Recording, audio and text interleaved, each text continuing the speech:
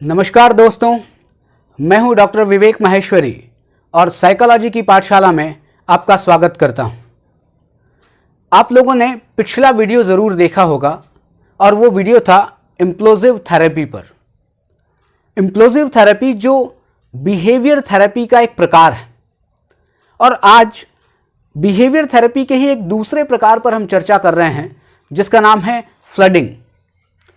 इम्प्लोसिव therapy और flooding दोनों कुछ मिलती जुलती है, क्योंकि इम्प्लोसिव थेरेपी पर अगर मैं बात कहूं तो उसमें चिंता उत्पन्न करने वाली परिस्थिति या डर उत्पन्न करने वाली परिस्थिति का इमेजिनेशन किया जाता है, और वो भी उस स्थिति का इमेजिनेशन जब व्यक्ति को बहुत अधिक चिंता महसूस होती है और उसको बहुत अधिक डर लगता है, वो बहुत ज़्यादा घबराता है। उस परिस्थिति का इमेजिनेशन करने के लिए कहा जाता है इम्प्लोसिव थेरेपी में। लेकिन फ्लडिंग की बात की जाए तो फ्लडिंग उससे ठीक उल्टे का मतलब यह है कि यहां पर इमेजिनेशन नहीं करवाया जाता, यहां पर एक्चुअल परिस्थिति में उस क्लाइंट को ले जाया जाता है। यहां पर किसी तरह का इमेजिनेशन की बात नहीं है, यहां पर एक्चुअल परिस्थिति का एक्सपोजर करवाया जाता है। वैसे तो इम्प्लोसिव थेरेपी और फ्लडिंग दोनों ही एक्सपोजर टेक्निक है, क्योंकि इम्प्लोसिव थेरेपी में इमेजिनेशन से एक्सपोजर हो रहा है उस एंग्जाइटी उत्पन्न कर रही परिस्थिति का या उस डर उत्पन्न कर रही परिस्थिति का, और वहीं पर फ्लडिंग की बात की जाए तो फ्लडिंग में एक्चुअल एक्सपोजर होता है। मैं अगर एक एग्जांपल आपको दूं कि कोई व्यक्ति है जिसको हाइट से डर है और वो इतना ज़्यादा डरता है कि वो ऊपर छत पर या ऊपर हाइट पर कहीं भी जा ही नहीं पाता, और इतना ही नहीं, वो उस हाइट का इमेजिनेशन करता है तो भी डर लगता है, वो उसकी कल्पना होती है तो डर लगता है, वो हाइट के बारे में सोचता है तो भी उसको डर लगता है। तब उसको फ्लडिंग करवाई जाती है, तब उसको फ्लडिंग से एक्सपोजर दिया जाता है, और उस एक्सपोजर से उसमें एक समझ विकसित होती है कि नहीं, ये जो डर मेरे अंदर है या जिन चीज़ों से मैं डर रहा हूं वो तो बहुत इर्रेशनल है, क्योंकि वो इतनी खतरनाक नहीं है। यदि सही तरह से छत पे जाया जाए, वहां पर ठीक ढंग से रहा जाए, तो डर किस चीज का है? छत पर जाकर तो एंजॉय किया जा सकता है।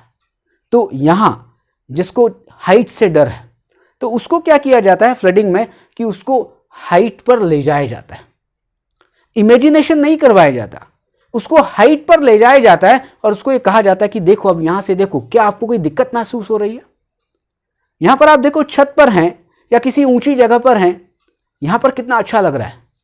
और धीरे धीरे एक दिन में ऐसा नहीं होगा कि एक ही दिन में आप फ्लडिंग करें और उसको जो डर लग रहा है उस स्थिति पर ले जाएं और आप कहें कि उसका डर दूर हो जाएगा। नहीं, एक परिस्थिति में या एक सेशन में नहीं होगा, कुछ सेशन लगेंगे उसको समझने के लिए, उसके डर को दूर होने के लिए। लेकिन फ्लडिंग का मतलब यही है कि एक्सपोजर हो, लेकिन बिल्कुल एक्चुअल एक्सपोजर हो, वो उस परिस्थिति में जाए जिससे उसे डर लग रहा है। अगर उसको डॉगी से डर लगता है तो उस व्यक्ति को उस डॉगी के पास ले जाया जाता है। यदि व्यक्ति को पानी से डर लगता है तो एक्चुअल में उस व्यक्ति को पानी के पास ले जाया जाता है। यदि किसी व्यक्ति को हाइट से डर लगता है तो एक्चुअल में उसको हाइट के पास ले जाया जाता है।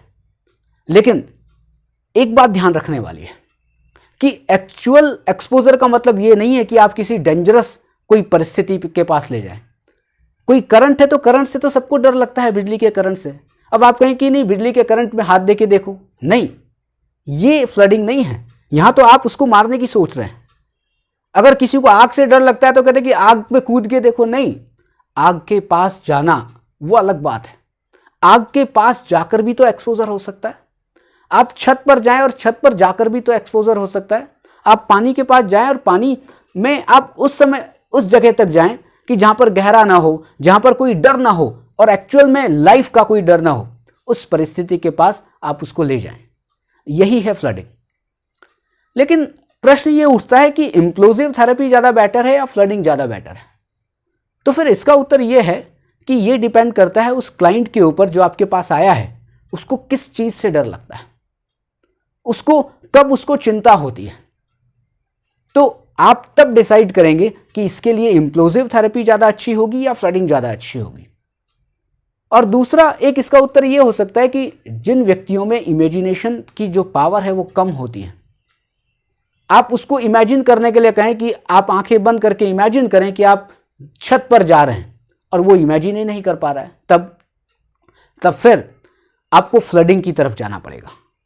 और आपको कभी ऐसा लगता है कि यदि फ्लडिंग में जो एक्चुअल पोजीशन है, एक्चुअल परिस्थिति है, उसमें जाकर उस क्लाइंट को कोई नुकसान हो सकता है, तब आपको इम्प्लोसिव थेरेपी की तरफ जाना पड़ेगा कि वहां पर आप केवल इमेजिनेशन करवाते हैं।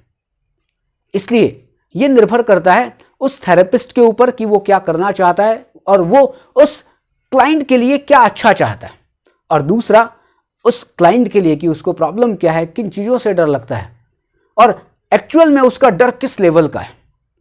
तब वो परिस्थितियां और वो थेरेपिस्ट ये दोनों डिसाइड करेंगी कि उसके लिए क्या ज़्यादा बेनिफिशियल है। लेकिन यदि रिसर्चेस की बात की जाए तो रिसर्चेस ये कहते हैं कि फ्लडिंग ज़्यादा अच्छी है क्योंकि वहाँ पर एक्चुअल सिचुएशन में जाकर ट्रीटमेंट किया जाता है, और जो इम्प्लोसिव थेरेपी है वहाँ पर हम केवल कल्पना के माध्यम से इमेजिनेशन करवाकर हम ट्रीटमेंट करने की कोशिश करते हैं। लेकिन ये बिल्कुल ज़रूरी नहीं है कि केवल फ्लडिंग ही ज़्यादा अच्छी है। कुछ रिसर्चर्स ये भी कहते हैं कि इम्प्लोसिव थेरेपी भी ज़्यादा अच्छी है, और मैंने अभी आपको इसका उत्तर बताया कि ये डिपेंड करेगा उस क्लाइंट के ऊपर जो आपके पास आया है, और दूसरा आपके ऊपर यदि आप थेरेपिस्ट हैं तो बिहेवियर थेरेपी की आज दूसरी टेक्निक जो आप भी और मैं भी या किसी क्लाइंट के साथ आप यूज़ कर सकते हैं। लेकिन ध्यान रखिएगा, आप कभी भी ऐसी सिचुएशन में उस क्लाइंट को न ले जाएं जहां पर उसकी लाइफ से कोई खिलवाड़ हो। अगर आप आराम से सोच समझकर इम्प्लोसिव थेरेपी और फ्लडिंग को आप यूज़ कर सकते हैं तो आप यूज़ करिए, और सबसे पहले अपने ऊपर थोड़ा यूज़ करके देखिए, क्या आप में वो डर दूर होता है, क्या आप में वो समझ विकसित होती है कि एक होता है डर और एक होता है फोबिया। डर रैशनल है, वहां कहीं ना कहीं लॉजिक है कि किसी परिस्थिति से खतरा है इसलिए आपको डर लग रहा है। लेकिन जो परिस्थिति खतरे वाली नहीं है, आपको इर्रेशनल डर लग रहा है, आपको अतार्किक रूप से डर लग रहा है, आपको बहुत एक्सेस में फियर है, वो परिस्थिति रोग होती है। उसके लिए आप इम्प्लोसिव थेरेपी या फ्लडिंग को यूज कर सकते हैं। तो साइकोलॉजी की पाठशाला में आज केवल इतना ही। अगले वीडियो में फिर मिलेंगे एक नए टॉपिक के साथ। तब तक के लिए जय हिंद, जय भारत।